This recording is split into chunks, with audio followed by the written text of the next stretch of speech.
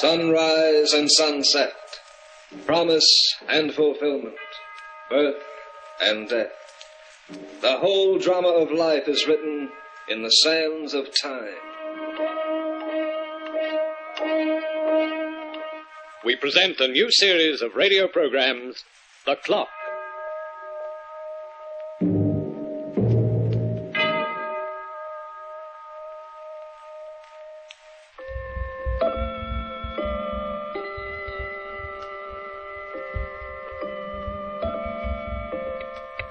Have you ever seen a one-eyed cat? I saw one once, and its skin was the color of polished ebony. It was owned by a man named Wake, a quiet and gentle old soul who lived far out in the country. You know, people often ask me why I'm always in a hurry, why I never stop or pause. Well, Jasper Wake has never asked this question. You see, for Jasper, time stands still. Yes. Oh, is Mr. Wake at home? Do you have an appointment? I have this letter he sent me. Oh, yes, the practical nurse. Please come in. Thank you. Your name is... Goff. Leah Goff. I'm Mrs. Wilton, the housekeeper. I suppose you know about Mr. Wake's condition. Well, not exactly. Have you had any experience with paralytics? Yes, plenty. Poor Mr. Wake has been confined to a wheelchair for over a year now. He's unable to move from the waist down. Oh, I'm so sorry. But don't sympathize with him. Now, if you'll come this way, it isn't his pride that makes him reject sympathy. He wants people to be cheerful when they're around him. He doesn't like to make them unhappy. I guess Mr. Wake is just about the nicest, kindest gentleman I've ever known. Just a moment, please. Mr. Wake. Yes, Mrs. Wilton? It's Miss Garth, the practical nurse who answered your advertisement. Oh, please show her in. This way, Miss Garth. Thank you. Good afternoon, sir. Good afternoon. Please sit down. Oh, thank you. Quiet, Flora. Cats always seem to be a little uneasy in the presence of strangers. What's the matter with her? Why does she keep her head to one side that way, Mr. Wake? She's blind in one eye, poor thing, and it's gotten her into quite a bit of mischief, too. As you can observe, Miss Garth, I'm unable to move out of this wheelchair. Yes, Mrs. Wilton mentioned it to me. Up to now, I've had a male nurse, strong young man who's been able to lift me with ease and handle me like a baby. I have a man's strength, Mr. Wake, in my arms and shoulders. Lewis has left me now. He's gotten married, and as I was casting about for a suitable substitute, I thought of hiring a woman. You see, I discovered I need more than mere physical strength in a nurse. You need companionship, Mr. Wake. Yes, that's it exactly. I know how it is to be lonely. And I know how a constant friend can make things easier. You seem to be able to read my mind, Miss Garth. I have a fairly good education, Mr. Wake. Besides, I'm sensitive to my patients. Sensitive? I like to read to them and play for them on the piano. When I go on a case, Mr. Wake, I devote my life to it. And I'd like the chance to devote my life to you. You're an extraordinary woman. I don't want this position unless I can be sure I'm badly needed. I want you to feel that every minute of the day, every hour, my thoughts are only for your comfort. Your salary... Oh, I don't care about the salary. Oh, this home, it has a wonderful atmosphere. A chance to belong and be needed. That's all I ask for. Nonsense. You'll be paid and well paid. I'm a rich man, if a helpless one. Oh, you won't be helpless any longer, Mr. Wake. I want so to help you. Oh, I'm sorry you'll think now that I'm giving you sympathy, but it isn't that. You'll be giving me much more than I'll be giving you, Mr. Wake. I need someone to depend on me, or I can't exist. And I need someone to depend on. I think we'll get along very well, Miss Garth. I'm sure we will. Mr. Wake. Oh, Flora.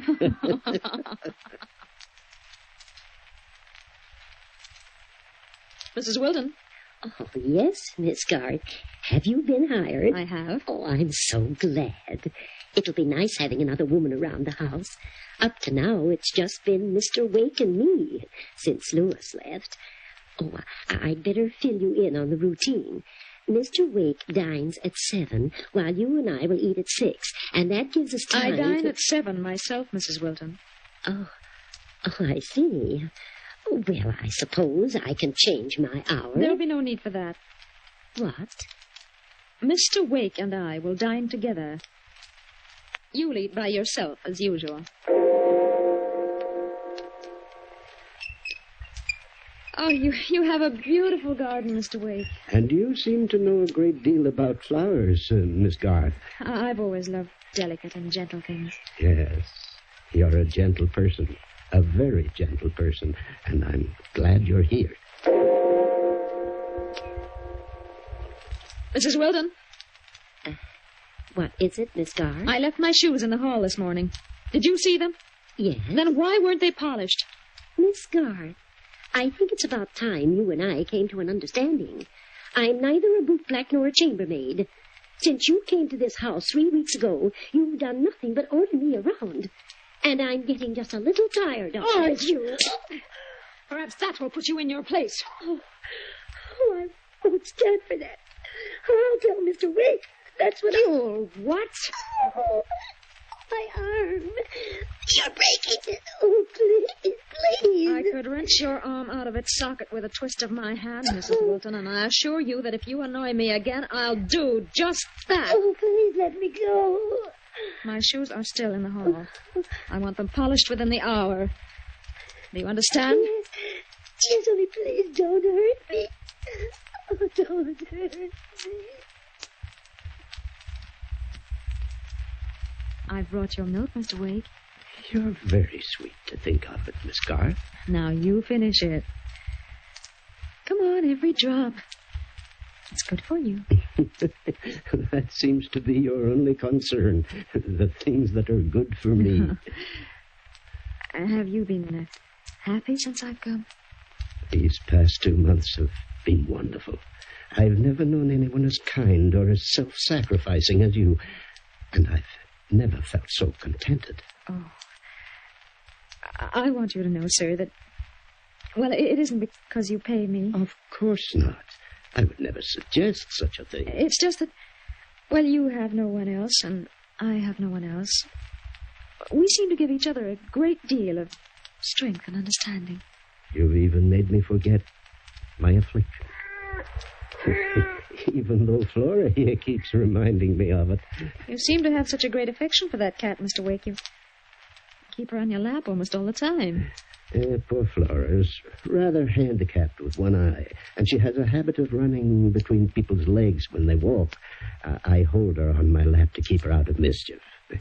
You see, she's already caused her quota of trouble with me. With you? A little over a year ago, as I was walking across my room, Flora ran between my feet. I tripped and broke my back.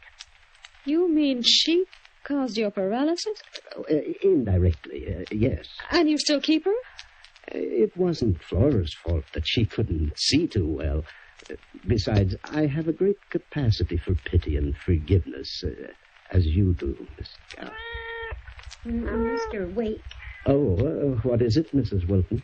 I've been trying to see you alone for quite a while now. But Miss Garth hasn't given me the chance. I'm afraid I don't understand, Mrs. Wilton. Why are you so nervous, Mrs. Wilton? What's the trouble? Mr. Wake, I'm leaving. Leaving? You mean leaving my employ? Yes. But why? What? I refuse to stay here with that woman. Are you referring to Miss Garth? I'm sorry that I can't give you notice. I'm going tonight. And if you want to know the reason, I'll tell it to you. Alone. In the library. What is all this, Miss Garth? Oh, Mr. Wake, I'm so sorry it had to come up this way. I didn't want to tell you because I knew how fond you are of Mrs. Wilton. And, well, I was almost sure she'd never do it again. Do what again? steal from you. No. I prayed that I wouldn't have to tell you. What has she stolen? And how do you know this? That picture of your dead wife was in a solid gold frame. If you remember, Mrs. Wilton told you the picture was missing, that it had been misplaced. Well, she stole that picture. For the frame. I can't believe it. She's stolen several other things. Your tie pin, your diamond cufflinks. Oh, you thought you'd lost them, but I knew. Mrs. Wilton realizes that I know, and she's trying to brazen it out. She hopes that you'll get rid of me instead. But Harriet Wilton was a trusted friend. How could The things she stole, Mr. Wake, are in her room. I'm sorry to have to do it this way, but your security means more to me than sentiment. And I'm going to prove what I say right now. I'll go to her room.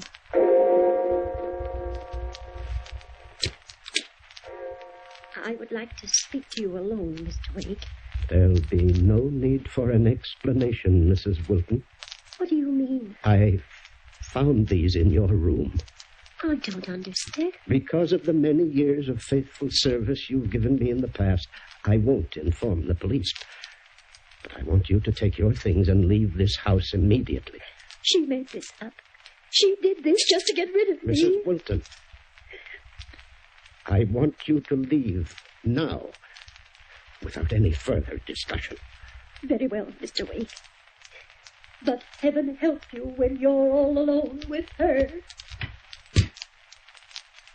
Oh, I'm sorry, Miss Garth. Oh, that's all right, Mr. Wake. I've forgiven her, as you have, for everything. I'll hire another housekeeper in the morning.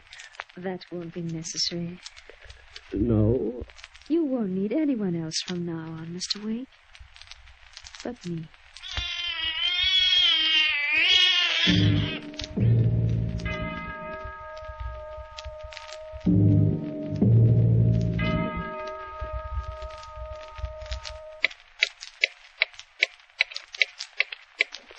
A cat has 9 lives, according to the experts, and the 4-legged creatures can afford a risk or 2.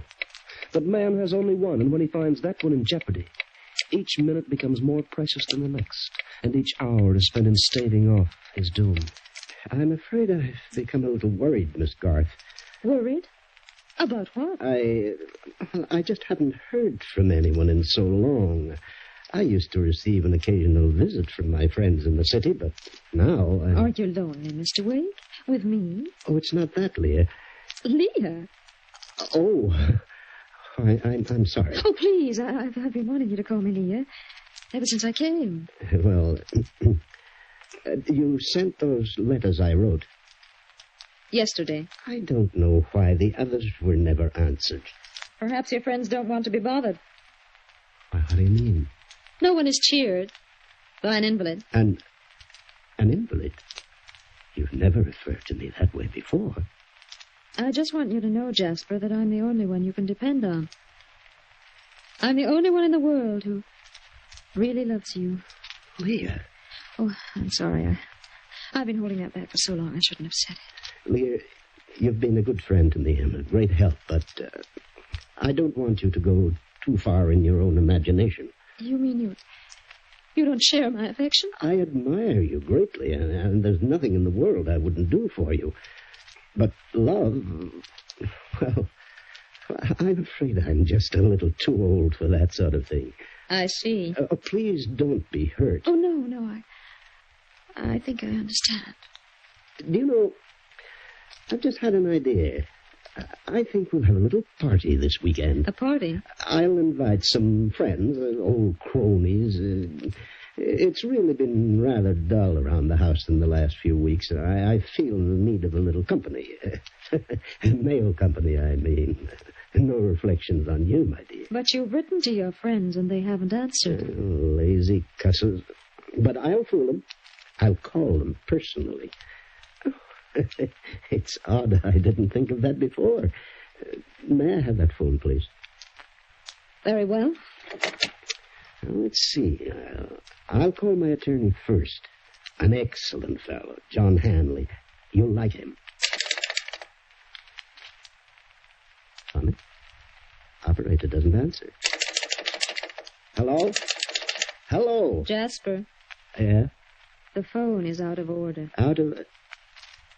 Since when? It's been out of order for quite a while now. Why didn't you mention it to me? I didn't think it was necessary. Not necessary. To be without a phone all the way out here, why, it's our only communication with the outside world. I know. What do you mean? You know.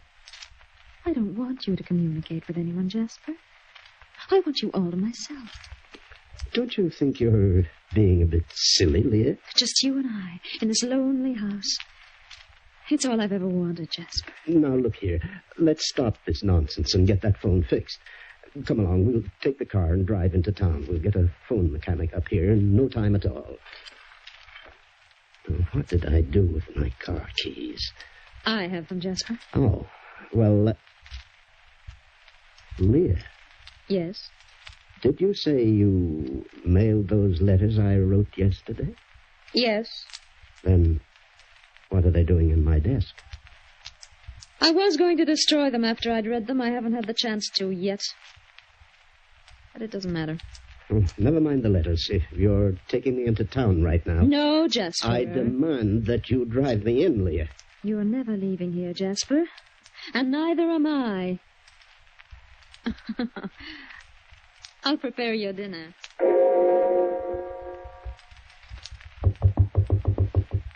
What is it? Why, you haven't finished your dinner, Jasper. I'm not hungry. You've hardly eaten in the past few days. You know, that isn't nice. Leah, for heaven's sake, tell me what this is all about. Why are you keeping me a prisoner here? What have I done to deserve this? I love you, Jasper. I don't believe it. I was hoping one day we'd marry. You must be out of your mind. Do you think for 1 second that I'd marry you? Is that your game? Are you after my money? Frankly, Jasper, you're making it more difficult for me. I warn you, Leah. I love you so, but you won't reciprocate. Well, perhaps you'll do something else. Perhaps you'll sign this paper for me. What's printed on that paper? Your will. And you leave everything to me. My will? Now, I know you're crazy. Jasper. Do you think I can't see through your hideous scheme? Do you think I'm a child? Why, you may be fiend enough to kill me if I sign that paper. And I'll kill you, Jasper. If you don't.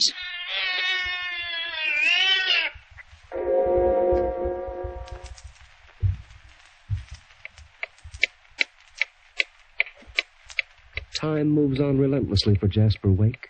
Like all of us, he cannot stop it, regardless of what the next few minutes hold for him. Where are you taking me, Leah? We're going for a walk in the garden. I hate the garden. I hate everything in it. Why, Jasper? Because I love it so.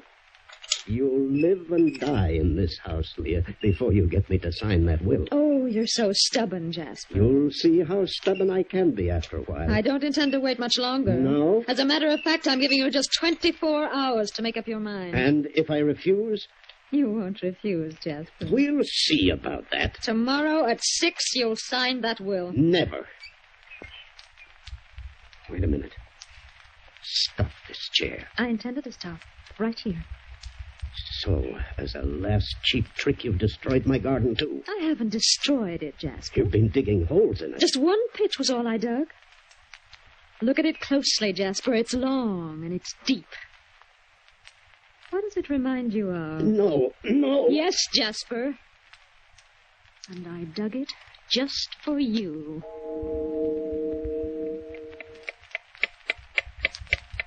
Don't you intend to eat lunch, Jasper? Get out and leave me alone. Oh, you're so irritable today. Why, that filthy little beast. Keep away from her, Leah. You treat that cat as if it was human. Compared to you, it is human. You know, I feel sorry for Flora. Do you? It's unfair to allow a cat like that to suffer. Leah, if you dare lay one finger on Flora... One finger would be enough to take care of its other eye. You're not a woman. You're a female horror. Get out of my sight. Get out and leave me alone. Yes, it's 2:00, Jasper. The will is on your desk. I'll be back at 6 with a fountain pen.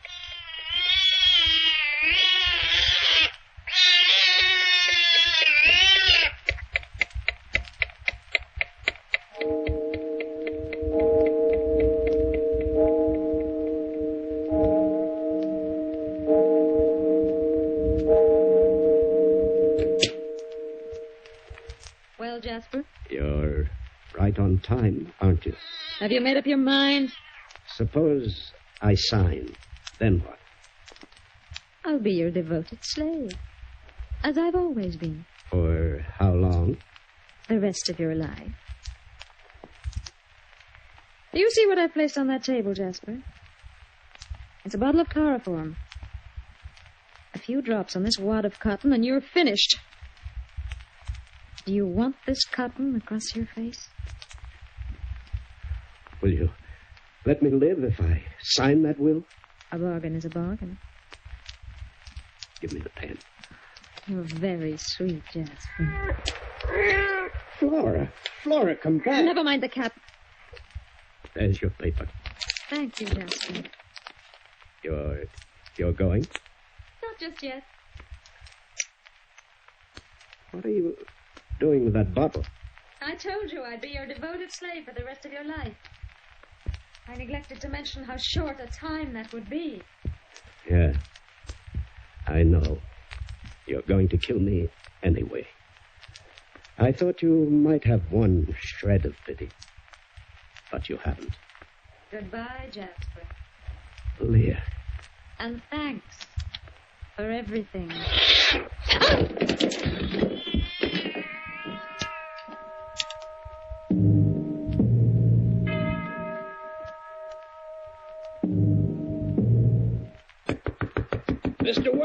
Mr. Wake, open up. Break the door down, Sheriff. I know something's happened to him. Mr. Wake!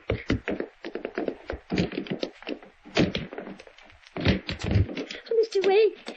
Mr. Wake! Where are you? I'm over here, Mrs. Wilton. Oh, are you okay? Mrs. Wilton here said somebody might be trying to murder you for you. I've been trying to get you on the phone, Mr. Wake, for days. Then I noticed you never came into town anymore. And, I'm quite all right, Mrs. Wilton. That woman, where is she? She's wanted by the police. Yes, you were right about her, Mrs. Wilton.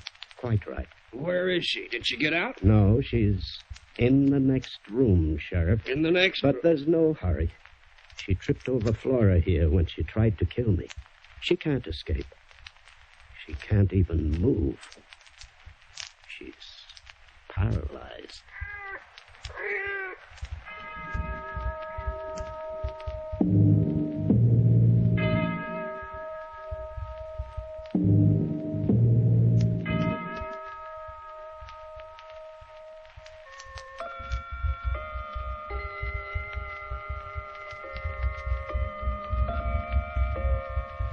And that is the story of Jasper Wake as recorded by the clock. Leah's punishment was well befitting of her crime. A coincidence? Her accident, you mean? Well, now, really, life mirrors a great number of even stranger things, and I happen to know that lightning can strike twice in the same place. I'll prove it to you sometime, if you'll join me in my perch high above that skyscraper I like to cling to, the lofty building near Madison Square. You can see the entire city from that crow's nest, and there's nothing more dramatic in the storm. So join me there some evening, and the two of us can pass a little time. The Clock will be heard again next week, same time, same station. The Clock is directed by John Saul, a Grace Gibson radio production.